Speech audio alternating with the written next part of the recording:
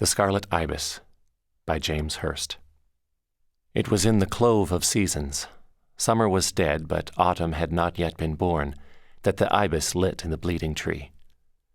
The flower garden was stained with rotting brown magnolia petals, and ironweeds grew rank amid the purple phlox.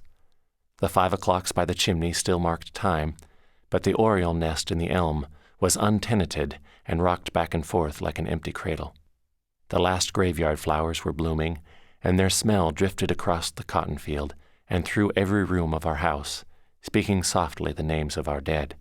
It's strange that all this is still so clear to me, now that that summer has long since fled and time has had its way. A grindstone stands where the bleeding tree stood, just outside the kitchen door, and now if an oriole sings in the elm, its song seems to die up in the leaves, a silvery dust.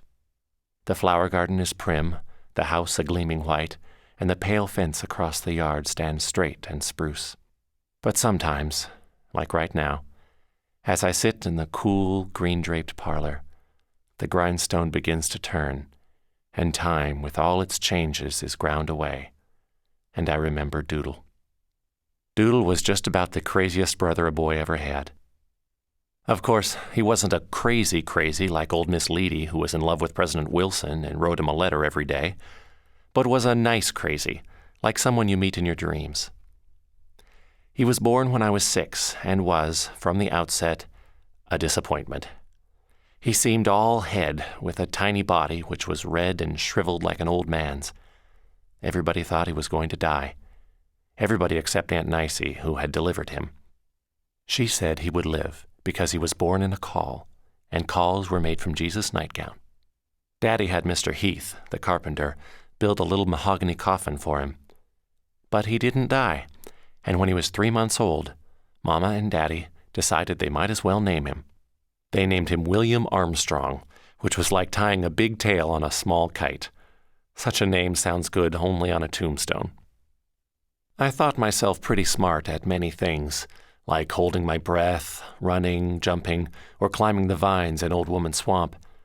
And I wanted more than anything else someone to race to Horsehead Landing, someone to box with, and someone to perch with in the top fork of the great pine behind the barn, where across the fields and swamps you could see the sea.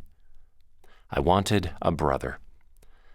But Mama, crying, told me that even if William Armstrong lived, he would never do these things with me. He might not, she sobbed, even be all there. He might, as long as he lived, lie on the rubber sheet in the center of the bed in the front bedroom, where the white marquisette curtains billowed out in the afternoon sea breeze, rustling like palmetto fronds.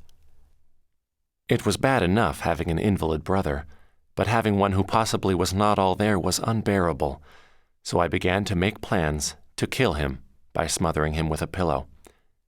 However, one afternoon as I watched him, my head poked between the iron posts of the foot of the bed, he looked straight at me and grinned. I skipped through the rooms, down the echoing hall, shouting, "Mama, he smiled! He's all there! He's all there!" And he was. When he was 2, if you laid him on his stomach, he began to move himself, straining terribly. The doctor said that with his weak heart this strain would probably kill him, but it didn't. Trembling, he'd push himself up, turning first red, then a soft purple, and finally collapse back onto the bed like an old, worn-out doll. I can still see Mama watching him, her hand pressed tight across her mouth, her eyes wide and unblinking. But he learned to crawl. It was his 3rd winter, and we brought him out of the front bedroom, putting him on the rug before the fireplace. For the first time, he became one of us.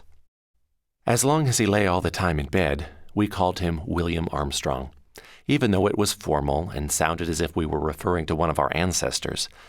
But with his creeping around on the deerskin rug and beginning to talk, something had to be done about his name. It was I who renamed him.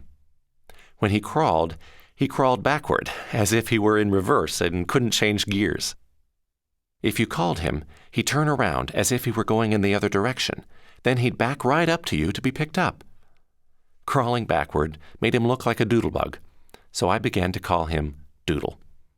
and in time even Mama and Daddy thought it was a better name than William Armstrong. Only Aunt Nicey disagreed. She said call babies should be treated with special respect, since they might turn out to be saints.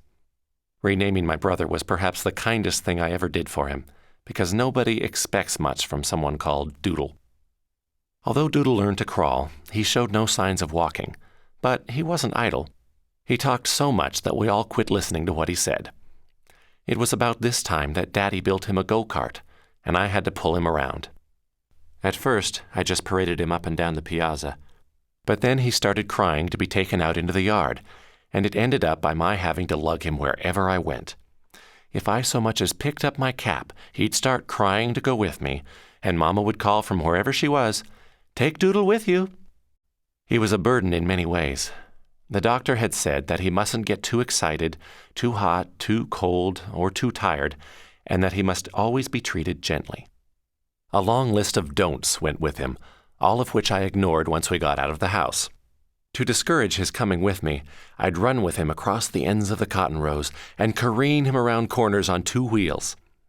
Sometimes I accidentally turned him over, but he never told Mama. His skin was very sensitive, and he had to wear a big straw hat whenever he went out. When the going got rough, and he had to cling to the sides of the go-kart, the hat slipped all the way down over his ears. He was a sight. Finally, I could see I was licked. Doodle was my brother, and he was going to cling to me forever no matter what I did. So I dragged him across the burning cotton field to share with him the only beauty I knew, Old Woman Swamp.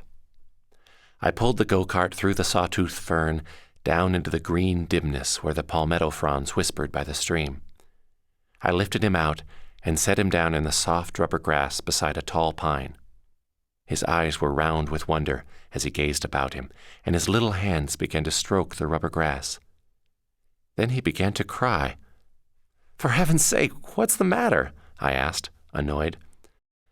"It's so pretty," he said. "So pretty, pretty, pretty." After that day, Doodle and I often went down into Old Woman Swamp. I would gather wildflowers, wild violets, honeysuckle, yellow jasmine, snake flowers, and water lilies, and with wiregrass we'd weave them into necklaces and crowns. We'd bedeck ourselves with our handiwork and loll about thus beautified, beyond the touch of the everyday world. Then, when the slanted rays of the sun burned orange in the tops of the pines, we'd drop our jewels into the stream and watch them float away toward the sea. There is within me, and with sadness I have watched it in others, a knot of cruelty borne by the stream of love, much as our blood sometimes bears the seed of our destruction, and at times I was mean to Doodle. One day I took him up to the barn loft and showed him his casket, telling him how we all had believed he would die. It was covered with a film of Paris green sprinkled to kill the rats, and screech owls had built a nest inside it. Doodle studied the mahogany box for a long time, then said, "It's not mine." "It is," I said, "and before I'll help you down from the loft, you're going to have to touch it." "I won't touch it," he said sullenly. "Then I'll leave you here by yourself," I threatened, and made as if I were going down. Doodle was frightened of being left. "Don't go leave me, brother," he cried, and he leaned toward the coffin. His hand, trembling, reached out, and when he touched the casket, he screamed. A screech owl flapped out of the box into our faces, scaring us and covering us with Paris green. Doodle was paralyzed, so I put him on my shoulder and carried him down the ladder, and even when we were outside in the bright sunshine, he clung to me, crying, "Don't leave me, don't leave me." When Doodle was 5 years old, I was embarrassed at having a brother of that age who couldn't walk. So I set out to teach him. We were down in Old Woman Swamp, and it was spring, and the sick sweet smell of bayflowers hung everywhere like a mournful song. "I'm going to teach you to walk, Doodle," I said. He was sitting comfortably on the soft grass, leaning back against the pine. "Why?" he asked. I hadn't expected such an answer. "So I won't have to haul you around all the time." "I can't walk, brother," he said. "Who says so?" I demanded. "Mama, the doctor, everybody." "Oh, you can walk," I said, and I took him by the arms and stood him up. He collapsed onto the grass like a half-empty flour sack. It was as if he had no bones in his little legs. "Don't hurt me, brother," he warned. "Shut up, I'm not going to hurt you.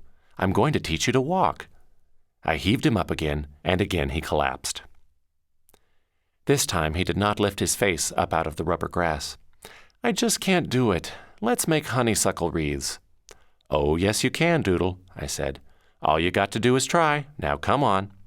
And I hauled him up once more. It seemed so hopeless from the beginning that it's a miracle I didn't give up. But all of us must have something or someone to be proud of, and Doodle had become mine. I did not know then that pride is a wonderful, terrible thing, a seed that bears two vines, life and death. Every day that summer, we went to the pine beside the stream of Old Woman Swamp, and I put him on his feet at least 100 times each afternoon. Occasionally, I too became discouraged, because it didn't seem as if he was trying, and I would say, "Doodle, don't you want to learn to walk?" He'd nod his head, and I'd say, "Well, if you don't keep trying, you'll never learn." Then I'd paint for him a picture of us as old men, white-haired, him with a long white beard, and me still pulling him around in the go-kart. This never failed to make him try again. Finally, one day, after many weeks of practicing, he stood alone for a few seconds. When he fell, I grabbed him in my arms and hugged him, our laughter pealing through the swamp like a ringing bell. Now we knew it could be done. Hope no longer hid in the dark palmetto thicket, but perched like a cardinal in the lacy toothbrush tree, brilliantly visible. "Yes, yes," I cried, and he cried it too, and the grass beneath us was soft and the smell of the swamp was sweet. With success so imminent, we decided not to tell anyone until he could actually walk. Each day, barring rain, we sneaked into Old Woman Swamp, and by cotton-picking time, Doodle was ready to show what he could do. He still wasn't able to walk far, but we could wait no longer. Keeping a nice secret is very hard to do, like holding your breath. We chose to reveal all on October 8th, Doodle's 6th birthday, and for weeks ahead we mooned around the house, promising everybody a most spectacular surprise. Aunt Nicey said that, after so much talk, if we produced anything less tremendous than the resurrection, she was going to be disappointed. At breakfast on our chosen day, when Mama, Daddy, and Aunt Nicey were in the dining room, I brought Doodle to the door in the go-kart just as usual and had them turn their backs, making them cross their hearts and hope to die if they peeked. I helped Doodle up, and when he was standing alone, I let them look. There wasn't a sound as Doodle walked slowly across the room and sat down at his place at the table. Then Mama began to cry and ran over to him, hugging him and kissing him. Daddy hugged him too, so I went to Aunt Nicey, who was thanks praying in the doorway, and began to waltz her around. We danced together quite well until she came down on my big toe with her brogans, hurting me so badly I thought I was crippled for life. Doodle told them it was I who had taught him to walk, so everyone wanted to hug me, and I began to cry. "What are you crying for?" asked Daddy, but I couldn't answer. They did not know that I did it for myself, that pride, whose slave I was, spoke to me louder than all their voices, and that Doodle walked only because I was ashamed of having a crippled brother. Within a few months, Doodle had learned to walk well, and his go-kart was put up in the barn loft. It's still there, beside his little mahogany coffin. Now, when we roamed off together, resting often, we never turned back until our destination had been reached, and to help pass the time, we took up lying. From the beginning, Doodle was a terrible liar, and he got me in the habit. Had anyone stopped to listen to us, we would have been sent off to Dick's Hill. My lies were scary, involved, and usually pointless, but Doodle's were twice as crazy.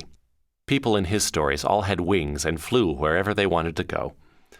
His favorite lie was about a boy named Peter who had a pet peacock with a 10-foot tail. Peter wore a golden robe that glittered so brightly that when he walked through the sunflowers, they turned away from the sun to face him. When Peter was ready to go to sleep, the peacock spread his magnificent tail, enfolding the boy gently like a closing go-to-sleep flower, burying him in the gloriously iridescent, rustling vortex. Yes, I must admit it, Doodle could beat me lying. Doodle and I spent lots of time thinking about our future.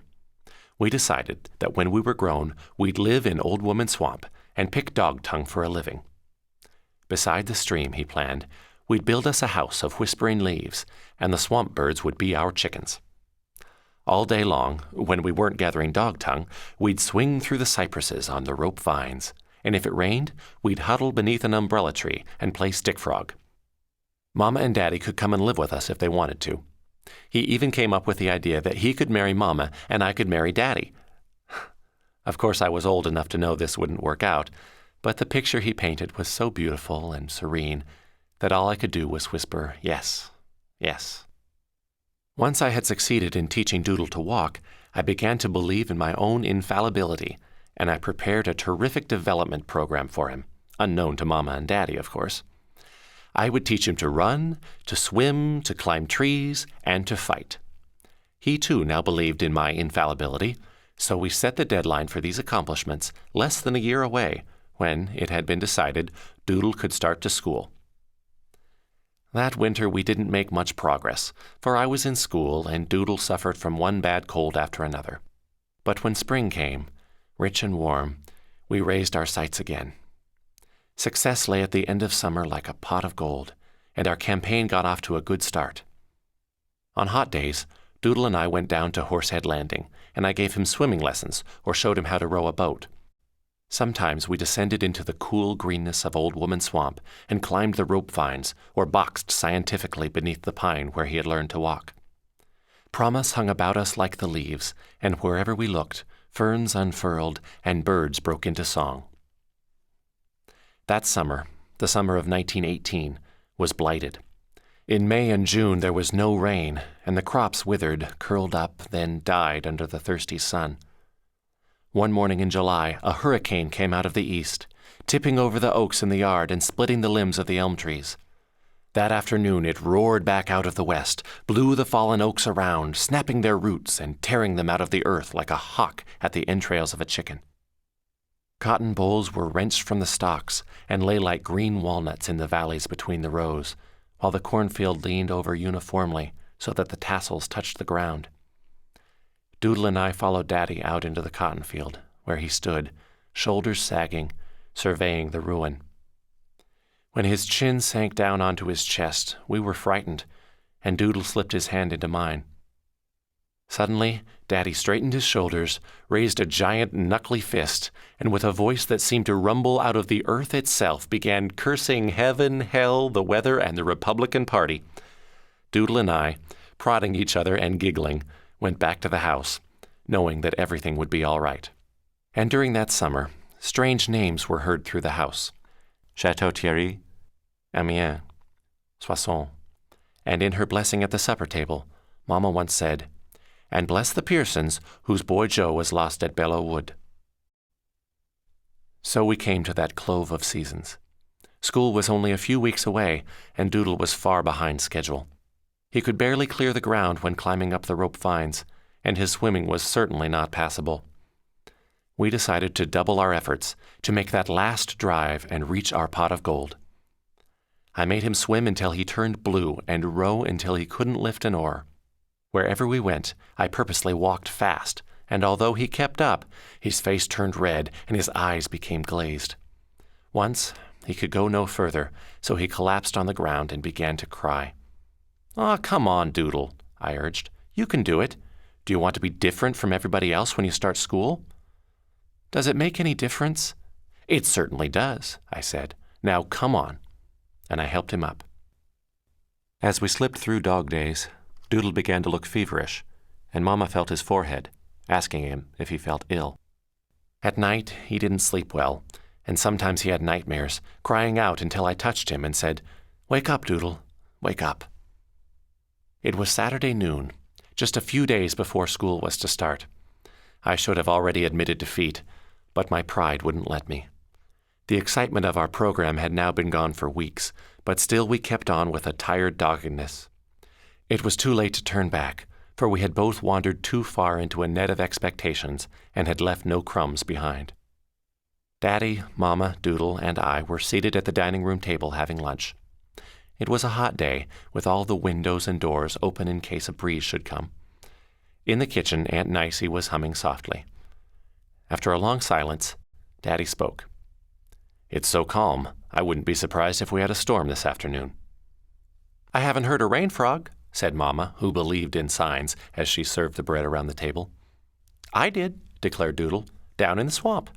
"He didn't," I said contrarily. "You did, eh?" said Daddy, ignoring my denial. "I certainly did," Doodle reiterated, scowling at me over the top of his iced tea glass, and we were quiet again. Suddenly, from out in the yard, came a strange croaking noise. Doodle stopped eating, with a piece of bread poised ready for his mouth. His eyes popped round like two blue buttons. "What's that?" he whispered. I jumped up, knocking over my chair, and had reached the door when Mama called, "Pick up the chair, sit down again, and say excuse me."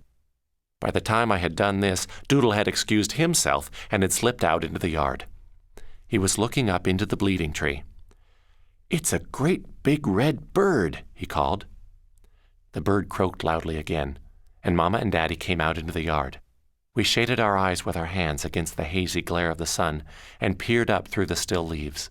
On the topmost branch, a bird the size of a chicken, with scarlet feathers and long legs, was perched precariously. Its wings hung down loosely, and as we watched, a feather dropped away and floated slowly down through the green leaves. "It's not even frightened of us," Mama said. "It looks tired," Daddy added, "or maybe sick." Doodle's hands were clasped at his throat, and I had never seen him stand still so long. "What is it?" he asked. Daddy shook his head.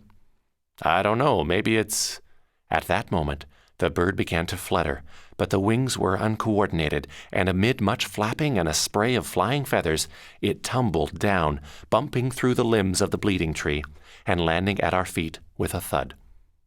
Its long, graceful neck jerked twice into an S, then straightened out, and the bird was still. A white veil came over the eyes, and the long white beak unhinged. Its legs were crossed, and its claw-like feet were delicately curved at rest. Even death did not mar its grace, for it lay on the earth like a broken vase of red flowers, and we stood around it, awed by its exotic beauty.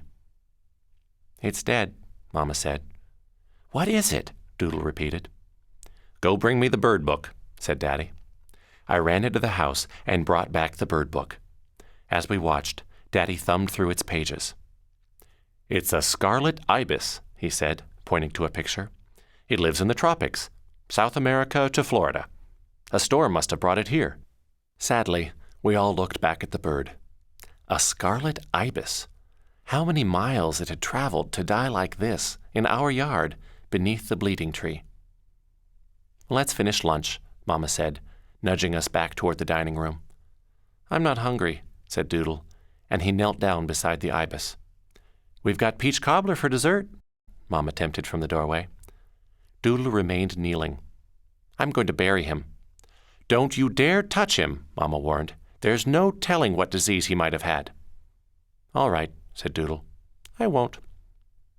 Daddy, Mama, and I went back to the dining room table, but we watched Doodle through the open door.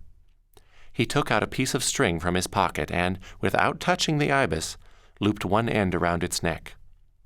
Slowly, while singing softly, "Shall We Gather at the River?" he carried the bird around to the front yard and dug a hole in the flower garden next to the petunia bed. Now we were watching him through the front window, but he didn't know it.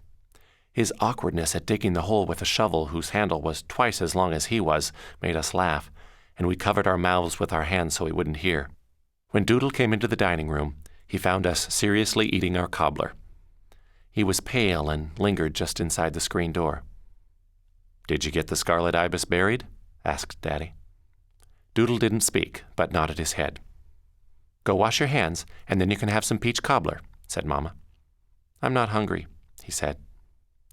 "Dead birds is bad luck," said Aunt Nicey, poking her head from the kitchen door, "especially red dead birds." As soon as I had finished eating, Doodle and I hurried off to Horsehead Landing. Time was short, and Doodle still had a long way to go if he was going to keep up with the other boys when he started school. The sun, gilded with the yellow cast of autumn, still burned fiercely, but the dark green woods through which we passed were shady and cool. When we reached the landing, Doodle said he was too tired to swim, so we got into a skiff and floated down the creek with the tide. Far off in the marsh, a rail was scolding, and over on the beach, locusts were singing in the myrtle trees. Doodle did not speak and kept his head turned away, letting one hand trail limply in the water. After we had drifted a long way, I put the oars in place and made Doodle row back against the tide. Black clouds began to gather in the southwest, and he kept watching them, trying to pull the oars a little faster. When we reached Horsehead Landing, lightning was playing across half the sky, and thunder roared out, hiding even the sound of the sea. The sun disappeared, and darkness descended, almost like night. Flocks of marsh crows flew by, heading inland to their roosting trees, and 2 egrets, squawking, arose from the oyster rock shallows and careened away. Doodle was both tired and frightened, and when he stepped from the skiff he collapsed onto the mud, sending an armada of fiddler crabs rustling off into the marsh grass. I helped him up, and as he wiped the mud off his trousers, he smiled at me ashamedly. He had failed, and we both knew it, so we started back home, racing the storm. We never spoke. What are the words that can solder cracked pride? But I knew he was watching me, watching for a sign of mercy. The lightning was near now, and from fear he walked so close behind me he kept stepping on my heels. The faster I walked, the faster he walked, so I began to run. The rain was coming, roaring through the pines, and then, like a bursting Roman candle, a gum tree ahead of us was shattered by a bolt of lightning. When the deafening peal of thunder had died, and in the moment before the rain arrived, I heard Doodle, who had fallen behind, cry out, "Brother, brother, don't leave me, don't leave me." The knowledge that Doodle's and my plans had come to naught was bitter, and that streak of cruelty within me awakened. I ran as fast as I could, leaving him far behind with a wall of rain dividing us. The drops stung my face like nettles, and the wind flared the wet, glistening leaves of the bordering trees. Soon I could hear his voice no more. I hadn't run too far before I became tired, and the flood of childish spite evanesced as well. I stopped and waited for Doodle. The sound of rain was everywhere, but the wind had died, and it fell straight down in parallel paths like ropes hanging from the sky. As I waited, I peered through the downpour, but no one came. Finally, I went back and found him huddled beneath a red nightshade bush beside the road. He was sitting on the ground, his face buried in his arms, which were resting on his drawn-up knees. "Let's go, Doodle," I said. He didn't answer, so I placed my hand on his forehead and lifted his head. Limply, he fell backward onto the earth. He had been bleeding from the mouth, and his neck and the front of his shirt were stained a brilliant red. "Doodle! Doodle!" I cried, shaking him, but there was no answer but the ropey rain. He lay very awkwardly, with his head thrown far back, making his vermilion neck appear unusually long and slim. His little legs, bent sharply at the knees, had never before seemed so fragile, so thin. I began to weep, and the tear-blurred vision in red before me looked very familiar. "Doodle!" I screamed above the pounding storm, and threw my body to the earth above his. For a long, long time, it seemed forever, I lay there crying, sheltering my fallen Scarlet Ibis from the heresy of rain.